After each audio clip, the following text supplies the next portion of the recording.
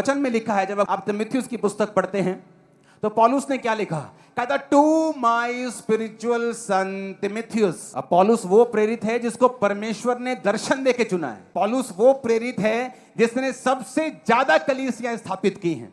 पौलुस वो प्रेरित है जो सबसे ज्यादा गैर भाषा में बातें करता था। पौलुस वो प्रेरित है जिसने सबसे ज्यादा पत्रियां लिखी हैं और बाइबल में परमेश्वर ने उन्हें शामिल करवाया है अपनी ग्रेस से। और वो पौलुस क्या कह रहा है कि तुम मेरी आत्मिक संतान हो। और लोग बोलते हैं ये स्पिरिचुअल फादर नहीं बन सकते आप, क्योंकि वचन कहता है किसी को धरती पर अपना पिता नहीं कहना। फिर अपने बाप को, जो घर में बाप है, उसको अपना पिता क्यों कहते हो? उसको भी बंद करो पिता बोलना। वचन तो फिर वचन ही है ना, पूरा कपटियो पूरा मानो, फिर कपट क्यों करते हो? कितने मेरी बात को समझ रहे हैं? वो कहते हैं वचन में लिखा है कि धरती पर किसी को अपना पिता नहीं कहना है। मैं मानता हूं, ठीक है लिखा है, अब मैं समझाता हूं क्यों लिखा है, वो बात की बात। मैं ये मानता हूं, आप मानते हैं? हाँ जी मानते हैं। तो अपने घर में अपने पिता को पिता क्यों बोलते हो? उसे ब्रो बोला करो, ब्रो, हाय ब्रो।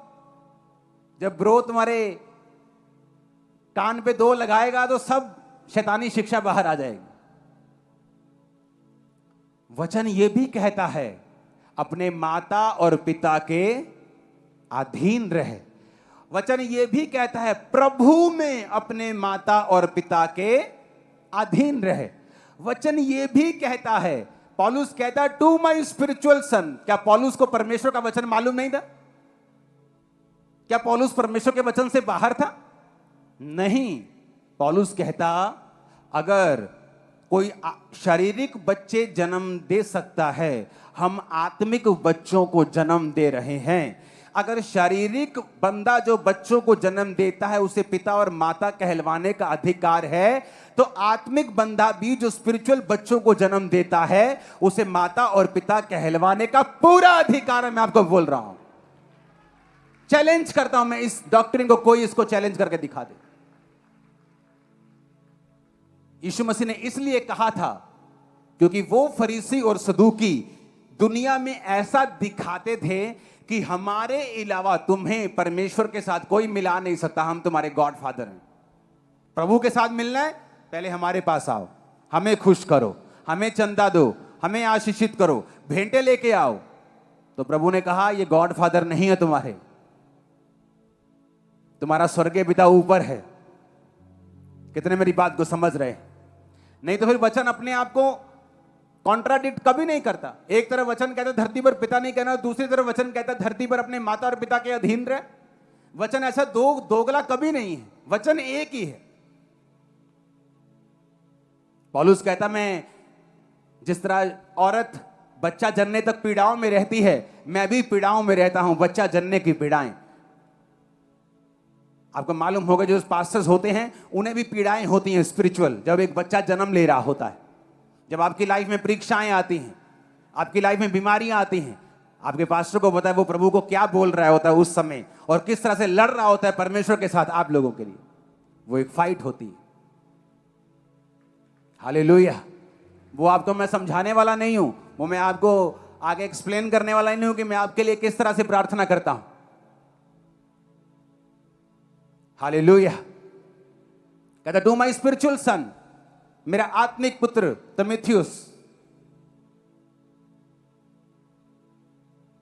हालेलुया। उस समय सारे प्रेरित जीवित थे। बाइबल कहती है पतरस पौलुस की पत्रियों को पढ़ता था। पतरस ने अपनी पत्री में पौलुस की पत्रियों की बात की है। उसने कहा पौलुस की पत्रियां बड़ी गंभीर और समझने वाली हैं और लोग उसका उल्टा अर्थ मरोड़कर अपने नाश का कारण बनते हैं। यानी उस पत्रियों को पढ़ता था, पौलुस की पत्रियों को पतरस पढ़ता था। अगर पौलुस गलत होता तो पतरस सीधा उसका सामना करता कि अपने आप को आत्मिक पिता मत बोल। कितने मेरी बातों को समझ रहे हैं? परमेश्वर ने उस पत्री को क्यों अलाउ किया?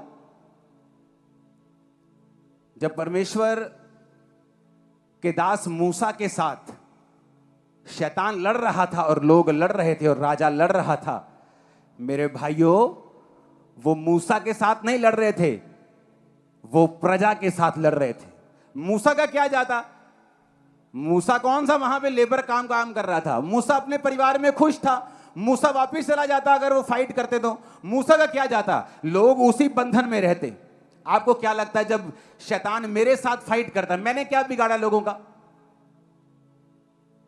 वो मेरे साथ फाइट नहीं कर रहा, वो आपके साथ फाइट कर रहा है, क्योंकि आप मेरे साथ अटैच्ड हैं, आप ब्लेस हो रहे हैं, मेरे द्वारा स्पिरिचुअल बच्चों को जन्म दे रहा है परमेश्वर, इसलिए उनके साथ वो फाइट कर रहा है।